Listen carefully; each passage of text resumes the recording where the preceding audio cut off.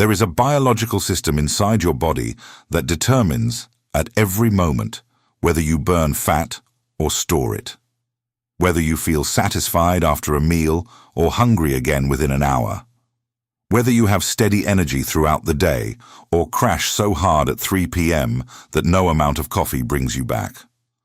And according to a 2023 study out of Cambridge University, 92% of women over the age of 35 have lost it. Not weakened it, not slowed it, lost it. The researchers called it a signaling breakdown, a silent collapse in the communication network that connects your gut, your brain, your hormones, and your fat cells. When it works, your metabolism runs like a precision instrument. When it goes dark, nothing you do, no diet, no workout, no willpower, can compensate for the silence.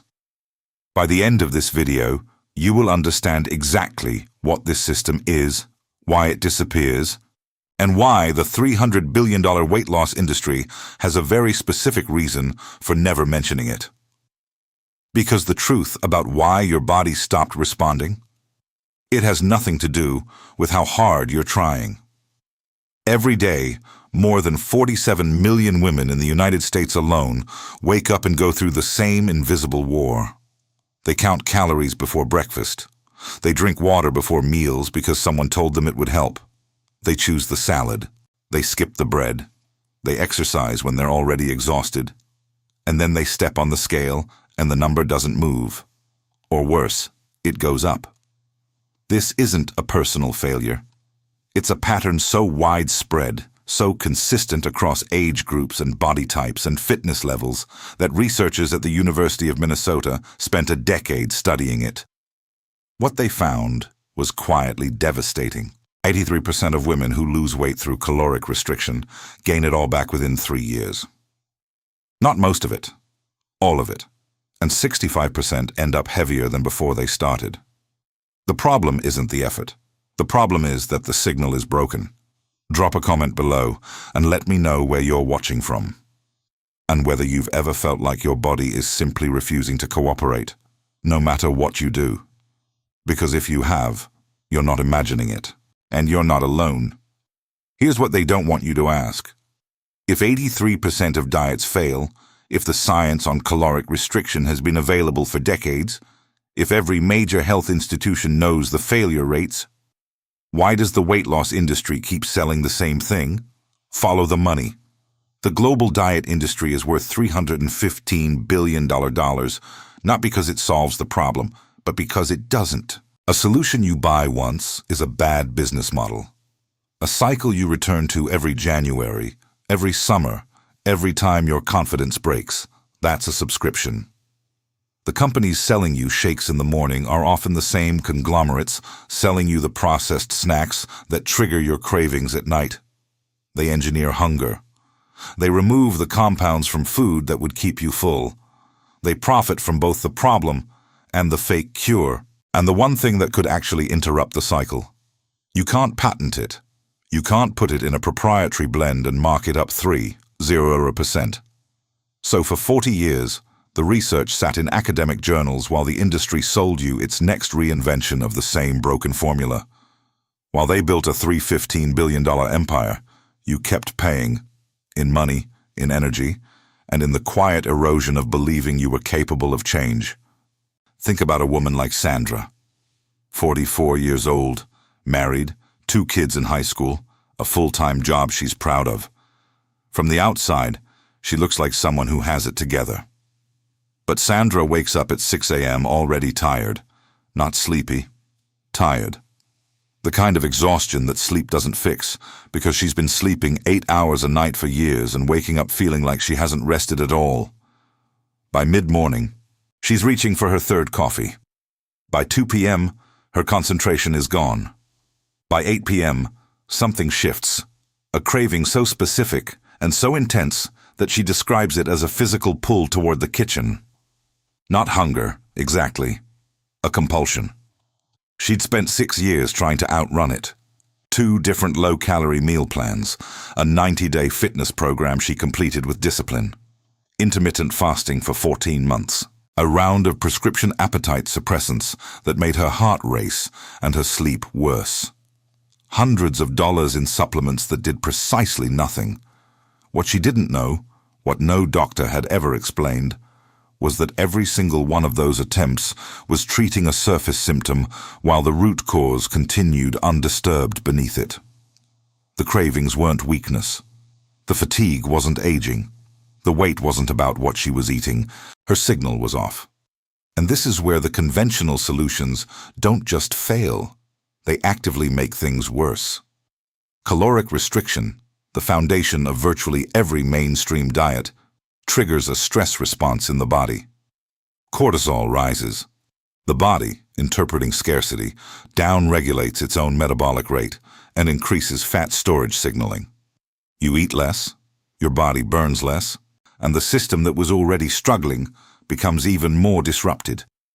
Trendy interventions follow a predictable arc, dramatic results in the first 3 to 6 weeks, enough to feel like it's working, followed by a plateau so complete it feels like the body has locked itself.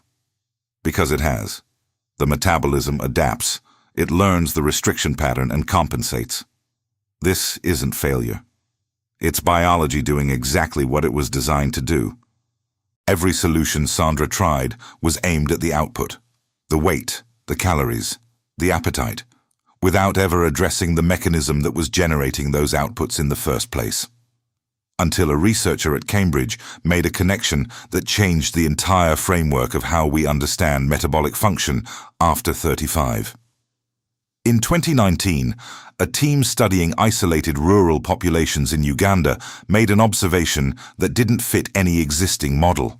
Women in these villages, with no access to gyms, no calorie tracking, no modern nutritional intervention, maintained metabolically healthy body weights throughout their lives. Not uniformly thin, metabolically healthy, normal hormonal function, steady energy, none of the chronic inflammatory markers that define metabolic syndrome in Western populations. The variable that kept appearing in the data was a specific type of carbohydrate, one that behaves completely differently from the sugars and starches that define the Western diet. They called it RS2, resistant starch type 2, found in raw and slightly underripe foods, particularly the green banana variety called matoke, a staple of the Ugandan village diet. What researchers discovered was that RS2 isn't digested in the small intestine the way normal starch is.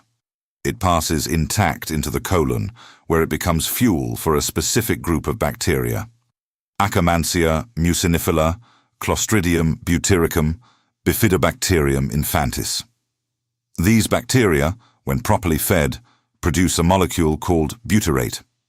And butyrate, the Cambridge team concluded, is the master regulator of what they began calling the BioSignal Network. It functions like a thermostat for your entire metabolic system. When butyrate levels are sufficient, the network is active. The signal flows. Your body receives clear instructions to burn stored fat for energy, to generate stable glucose without spikes, to send accurate satiety signals to the brain, to maintain the hormonal balance that keeps cravings from becoming compulsions. When butyrate is absent, which it is in 92% of women over 35 consuming a standard Western diet because processed food manufacturing destroys RS2 before it ever reaches the shelf, the thermostat goes cold, the network goes silent, and the body defaults to its survival programming. Store, conserve, protect.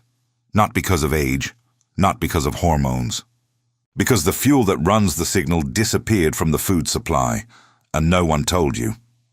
Sandra found this research in late 2022, not from a doctor, from a paper that had been sitting in a university database, cited 847 times in academic literature and mentioned 0 times in popular media. She didn't change her diet dramatically. She didn't add another workout. She simply reintroduced RS2, consistently, daily, alongside the specific bacterial strains that the Cambridge data identified as most effective at converting it into butyrate. Within 11 days, she noticed the first change. The 3 p.m. crash didn't come. It wasn't dramatic. It was an absence, the sudden quiet where the fatigue used to be. By week 4, the nighttime cravings had dropped from nightly to twice a week. Not through restriction, not through discipline. The signal was returning, and the compulsion that had driven her to the kitchen every night simply lost its urgency. By month 3, she had lost 22 pounds. More importantly, she had stopped losing sleep over food. The anxiety around eating, the constant calculation, the guilt, the negotiation, was gone. Women who restored this signal report the same progression with remarkable consistency. Energy stabilizes first, cravings reduce second, and weight follows as a consequence, not a target. A 2022 clinical review of 400 women who reintroduced RS2 through targeted supplementation found an average reduction of 18 pounds over 90 days, alongside significant improvements in sleep quality, digestive comfort, and self-reported mood. The weight wasn't the goal. It was the evidence that the system had come back online.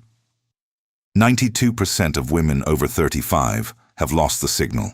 That number came from Cambridge, published in a peer-reviewed journal, confirmed across 3 independent datasets. You didn't lose it through failure. You lost it because the food system stripped RS2 out of the Western diet decades ago and no one replaced it. Because processed manufacturing, shelf stability, and agricultural refinement destroyed the one compound your gut bacteria needed to keep your metabolism running. The diet industry gave you restriction. The food industry gave you products engineered to make restriction impossible, and the gap between those two forces is where 47 million women have been quietly suffering, convinced it was their fault. It wasn't. It isn't. The BioSignal Network is not a metaphor. It is a measurable, documentable biological reality, and for the first time, it can be reactivated. If you want to understand exactly how this mechanism works in practice, the specific compounds, the strains, the clinical timeline, I've left a complete resource pinned in the first comment of this video. Everything I've referenced here, and more. You already know the signal exists. Now you know it can come back.